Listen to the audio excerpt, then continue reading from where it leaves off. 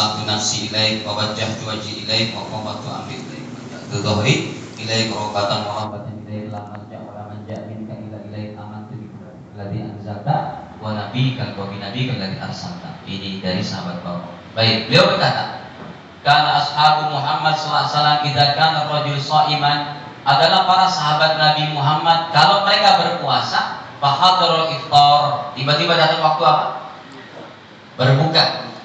Panama, kemudian dia tidur. Qabla ayyuftir, sebelum makan dia sudah tidur. Lam yakul lailatahu, tidak boleh makan malamnya. Wala yaumahu, siangnya. Hatta yumsi, sampai maghrib. Repot ini Pak. Sekarang jam 7 nih mau isya. Ada orang lenyap-lenyap. Zaman Rasul ketiduran udah wajib puasa. Aneh memang. Ya. Baru tahu ya Pak Mahmud.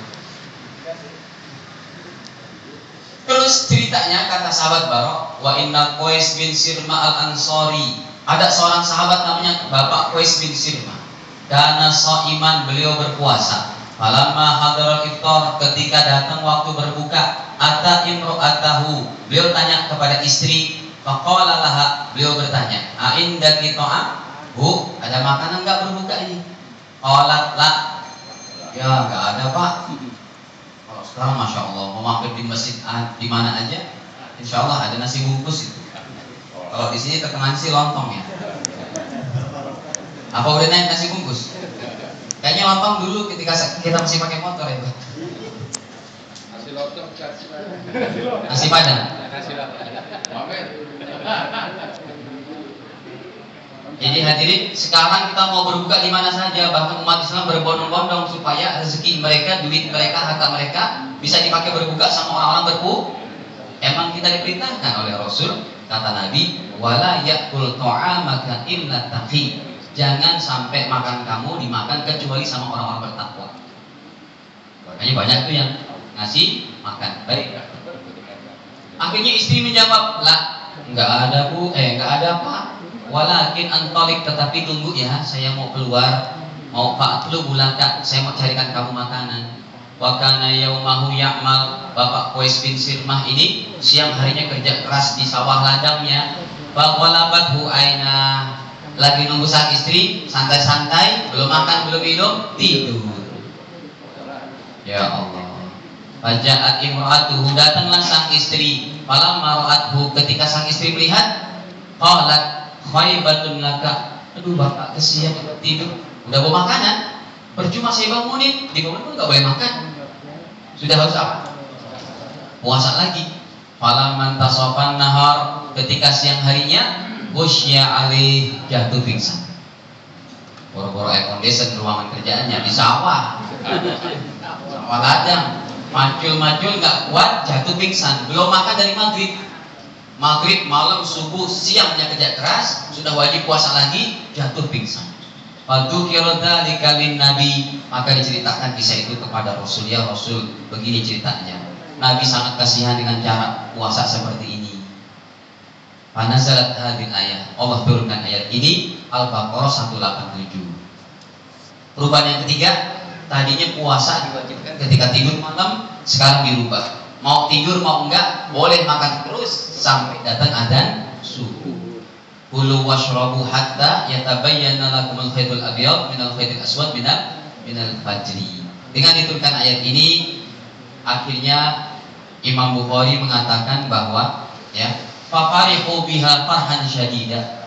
Sahabat Barok bin Azib mengatakan mereka bergembira sekali dengan gembira yang sangat sangat gembira karena cara puasa sudah di.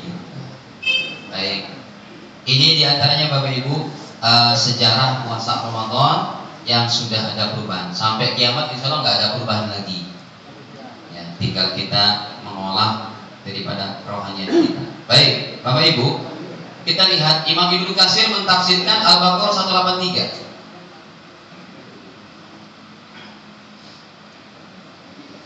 Al-Baqarah 183. Imam Ibnu Katsir ini seorang faqih, alim, muhaddis, mufassir, ahli hadis, ahli tafsir, ahli fikih komplit beliau.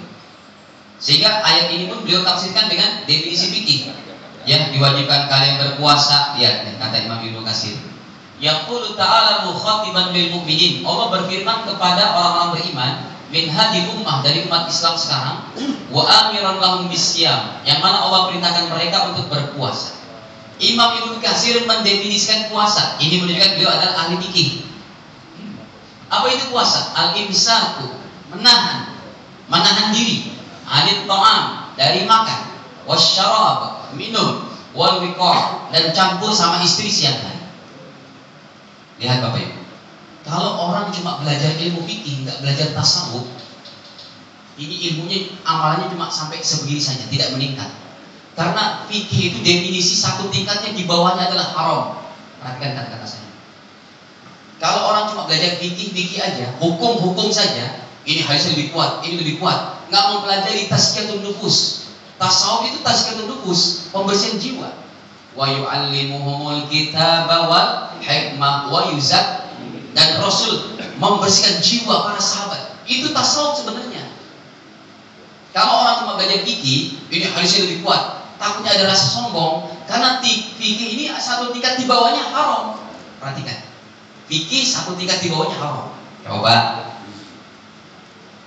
Definisi puasa apa? Menahan dari makan, minum, dan syahwat. Kalau orang lagi puasa sambil mencuri, batal nggak puasanya? Tidak batal. Karena fikihnya sudah terpenuhi. Sampai kalau orang berbuat dosa pun fikihnya nggak batal. Mau nggak minum kok, kecuali mencurinya sambil minum. Yang lebih gampang nih contohnya. Definisi para bapak-bapak, aurat kita lagi sholat dari mana ke mana coba? Pusat sampai, insya Allah nanti Ustaz Qasim imamin kita sholat isya cuma pakai celana jojon. Ada yang boleh diprotes? Kenapa diprotes? Fikihnya begitu.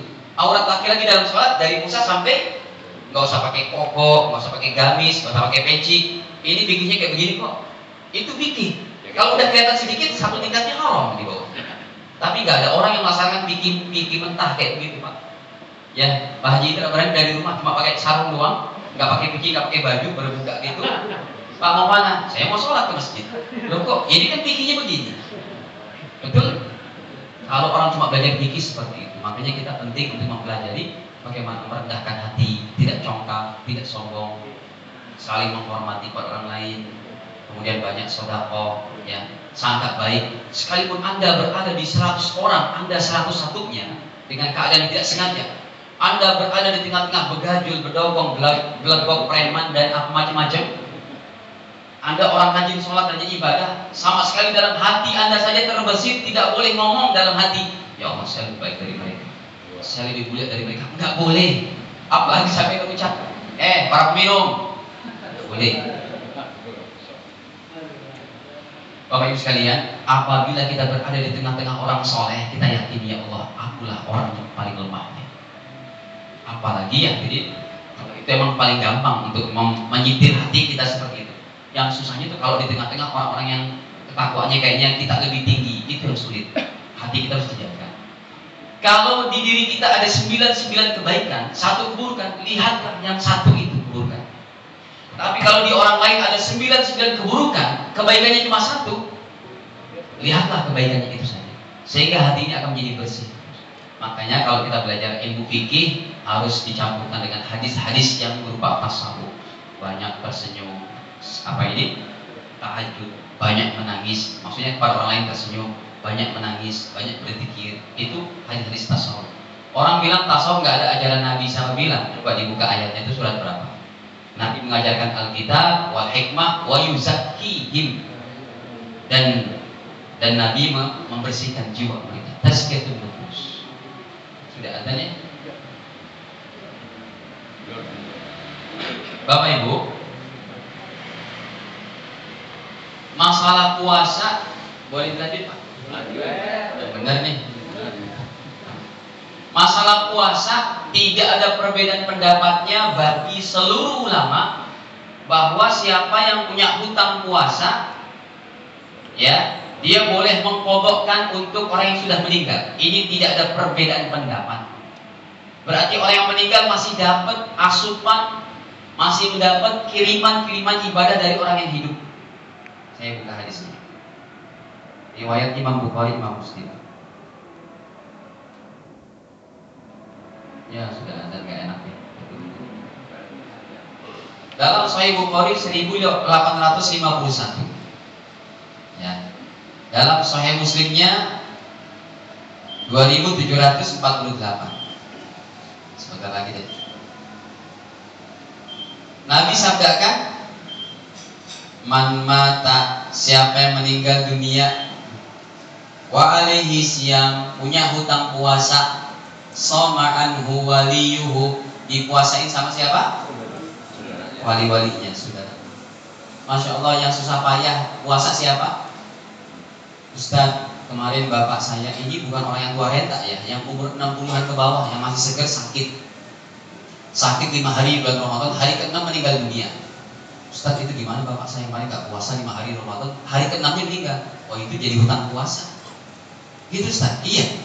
Kata Nabi, siapa yang meninggal punya hutang puasa, dipuasakan oleh, oh kebetulan bapak ini putra putrinya ada 5 orang, boleh nggak kita puasain langsung sekaligus, satu orang satu hari? Boleh.